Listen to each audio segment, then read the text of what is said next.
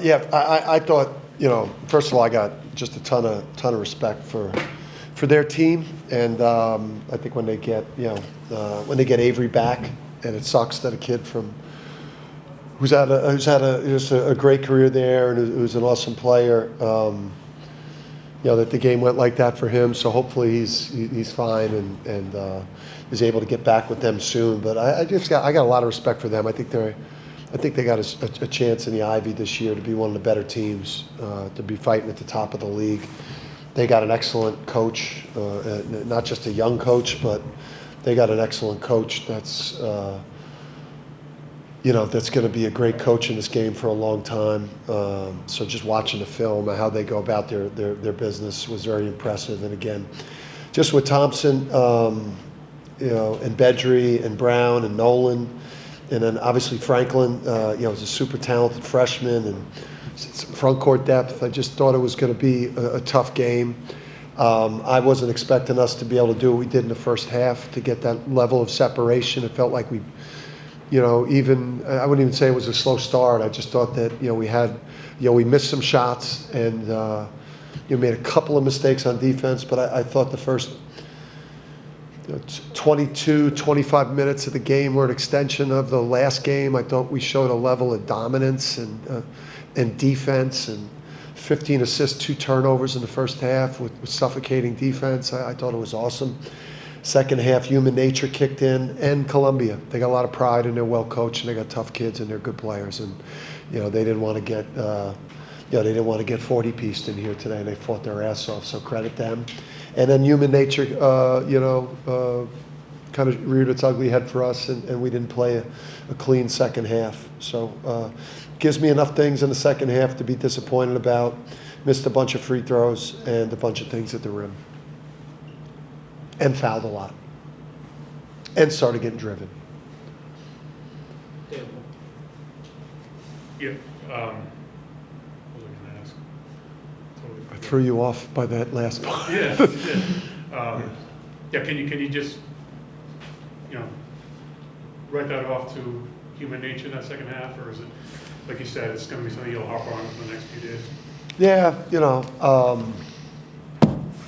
some of it was, missing some shots. I thought Solo went 3 for 9. I thought he had like 9 great threes. You miss 10 free throws. You obviously have that sequence that brought me back to the Michigan State, where we couldn't rebound free throws. We had that really bad stretch. Like rebounding showed itself to be a potential issue today. With that stretch where it felt like the ball was at the other end for about a minute and a half on missed shots and missed free throws. So, that's something. I would say that's alarming. Like there was, we had things at the rim. I mean, that second half easily could have played out between 30 and 40 points, but we just, we didn't play a full 40-minute game. And now we're heading into a part of the schedule where if you don't play a full 40-minute game, like you can't play. Like we had a stretch where we did not play well for 8 straight minutes. Like you can't play poorly into the stretch of schedule that we're going into for like three or four straight possessions, or else the game gets away from you.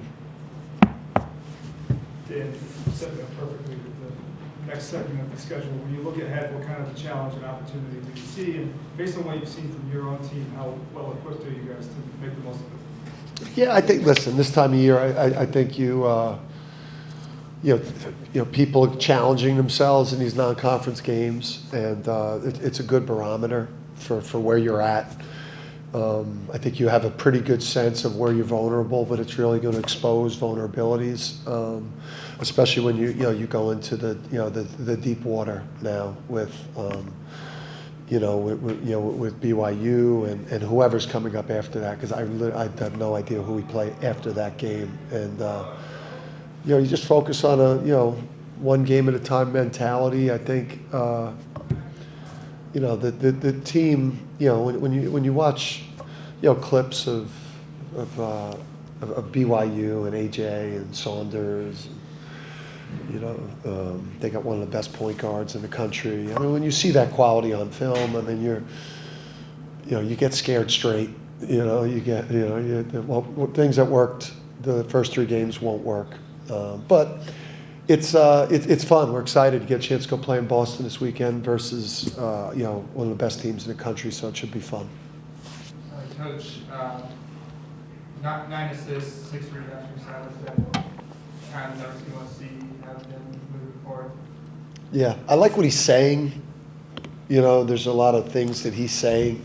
I think his defense to start the game on Brown in particular, and whoever he was guarding, I think you could see that defensive potential, there with him, and I thought he handled the game really well. I just thought that, the way that he was able to kind of quarterback the team. He's going to have games like this where it's like, he's got Taris out there, he's got Solo out there, he's got AK out there, he's got Jay Ross who's got it going. In the game he's got finishers and shooters all around him, and games where it's not him to attack it from a scoring perspective. He's got to get on the glass. He's got to do. That was a little bit like a Tristan type of game where it was like, bordering on double-figure assists, 6 rebounds, so flirting with a couple more with, maybe double figures in both. So, yeah, this is what we brought him in to do. And was that your first challenge at the end? It was a strange time to do it, but I wanted to get one under my belt. And I don't know that I gave the right signal. I think I did the European. That's what they do in the Euro League, because I watch more Euro League than I watch the NBA, and so. Do you like that role now, though, to be able to have that in your pocket? Yeah, I do. No, not really.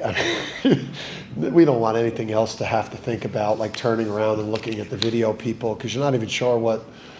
We don't have the NBA quality of video, so like, sorry, the replays we're getting is not the replays that the Knicks are getting or the Celtics are getting, so it's a crapshoot over there. Here we go.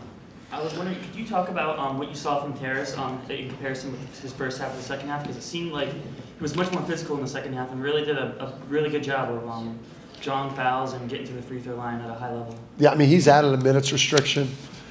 I thought, defensively active, defensively active in ball screen defense, pressure and passers. I thought he, was just so impactful defensively in the first half, and then just super efficient whenever we threw him the ball. I think in the second half he maybe let his guard down a little bit, just from a defensive standpoint. I think he was looking more for steals instead of just.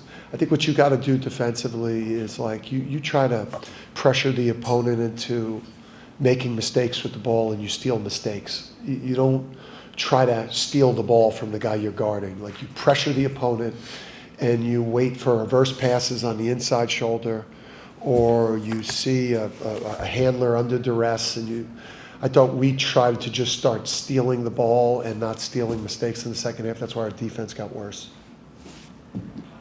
Dan, you talked about expectations for Jaden Ross this season. Seeing the movie, seeing him do well. It looked like he was doing that through the first half. Then had some foul trouble in the second half. What was your assessment of how his night went? Tremendous. That's what you're looking for from your wings. We got to get that. When we get Braylon back, I think that with Jaden Ross and Braylon, Jalen Stewart, we do got to find our way to Jalen Stewart and Jaden Ross playing well the same game. They've got to make some type of a pact together. Maybe they can. Used to be this thing. It was Wonder Twins. I don't know if anybody remembers that with that old show.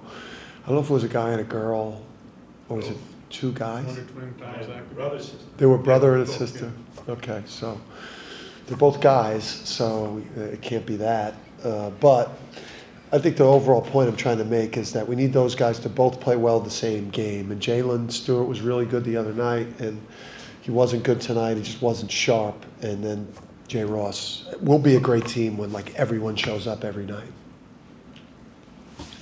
Just switching gears a little bit, I'm sure you pay attention to what the Big East is doing in terms of their non-conference games, and obviously there were 4 this week. I think they were all 4 losses, but there were some good games. But how much do you pay attention to? How important is it for these other teams? And obviously this spate you guys coming up can do a lot for not only for you but for the league as well, I guess, right? Yeah, I mean, listen, as bad as last year's non-conference, went for us in Maui.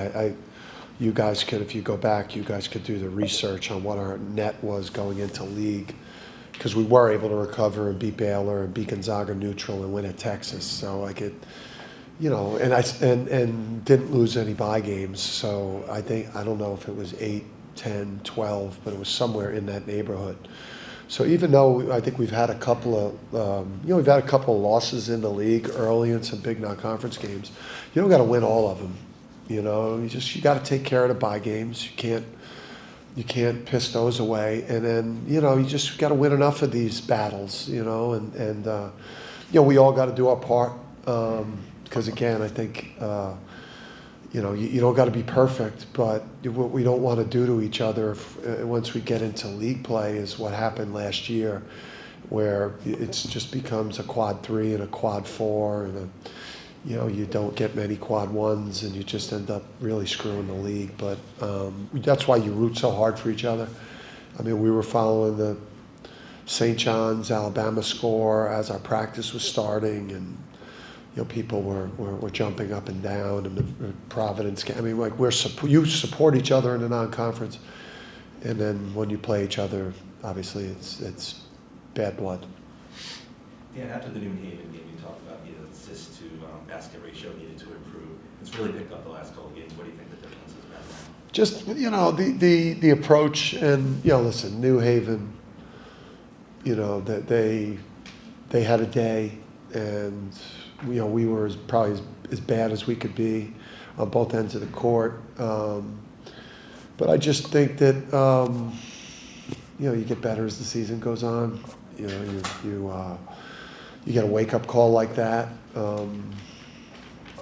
Just get more comfortable on the court. They bought into, buying into sharing the ball. I thought we had some great sequences. I thought the first half was, again, like 15-2 assist to turnover versus, I think what's going to be a really good team this year, shooting 60% from the field. They're shooting 35. I mean, we couldn't maintain that level for a full 40. But I thought that level of the first half was like not many teams could play a first half like we played in the first half. Anything else? Last one, Joe? Yeah, Furphy's out there warming up before the game. Brandon's still off to the side. Expect either one of them to come back anytime soon. Yeah, I think Bray's starting to move. Starting to move on the alter G and starting to shoot and do some different things. He's people that are his level of athlete, they tend to recover. He's such an elite athlete. They tend to recover a little quicker, than even timelines. So I think without pushing him, I think he's recovering well. And then, Furphy, again, he kind of sprained it in a non-live warm-up drill, so in like a freakish thing, and then we thought he was kind of getting close to getting back and maybe even being available for this one, but then he took a setback in the rehab. I think he might have just pushed it a little bit too hard, but he may be in the mix for the weekend. We'll see how he progresses this week. And Taras is off the minutes restriction. There is no minutes restriction for Taras moving forward. So, all right. Yes, sir. Right before the game, I saw Silas go over to you, kind of last minute instructions thing. Can you just discuss kind of how your relationship is going with him, him to being the point guard? Obviously you know a lot about being a point guard.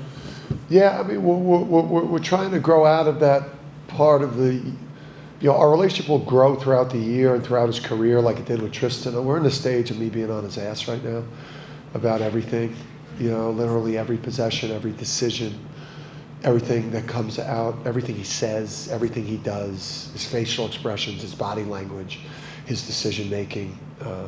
his violence getting over the top of screens and ball screen defense, the way he leads, the way he directs. I mean, it's a contentious relationship because we're trying to mold him into a quarterback, or like a real elite level quarterback, like a all-American level quarterback, one of the best point guards in the country, an NBA player, a national champion. So that process is it's hard to get there. But yeah, our relationship will grow throughout the year as he continues to develop into the player that we need him to be, the quarterback that we need him to be, the Fasano that we need him to be. I got it right? Pignano. What? Yeah. First sign. What? Fignano? Fignano. Fucking Heisman Trophy. Huh?